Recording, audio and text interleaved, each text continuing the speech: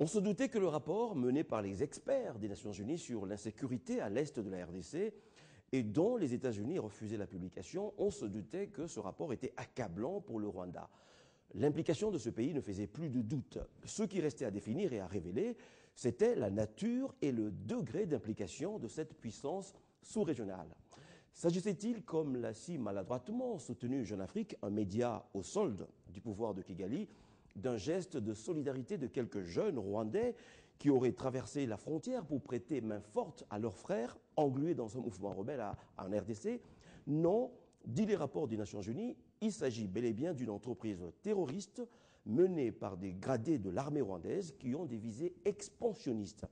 Rien, à leurs yeux, ne compte que l'accomplissement d'un plan macabre dont ils maîtrisent seuls les contours. Le rapport de l'ONU est édifiant parce que, contrairement à ses habitudes, et pour la première fois, le Haut Commissariat des Nations Unies a mentionné les noms des responsables.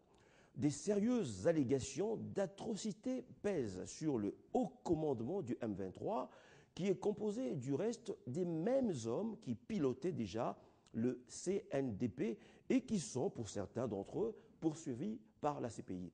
Ces hommes ont beau changer leur nom en les congolisant un petit peu, leur attachement à l'armée rwandaise est aujourd'hui clairement établi dans le rapport des Nations Unies.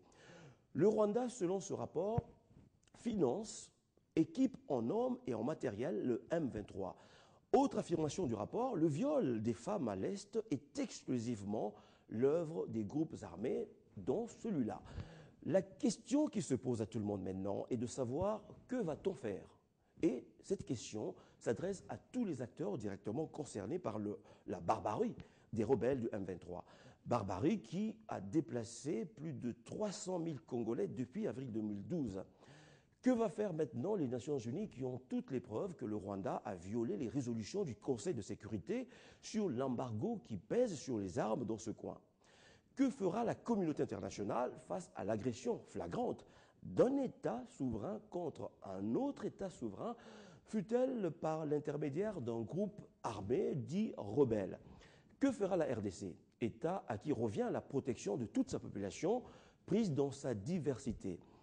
Que va faire la classe politique congolaise? Va-t-elle continuer à se laisser distraire ou va-t-elle appeler comme un seul homme, toute tendance confondue, à une mobilisation du peuple, à une sensibilisation du peuple contre la balkanisation de la RDC? À quand une vraie marche pacifique, une vraie manifestation pacifique à Kinshasa, dans nos provinces, dans les capitales occidentales, à Paris, à New York, où la diaspora congolaise est forte?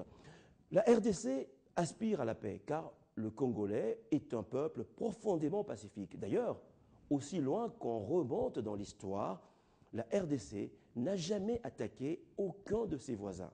Mais alors, aucun.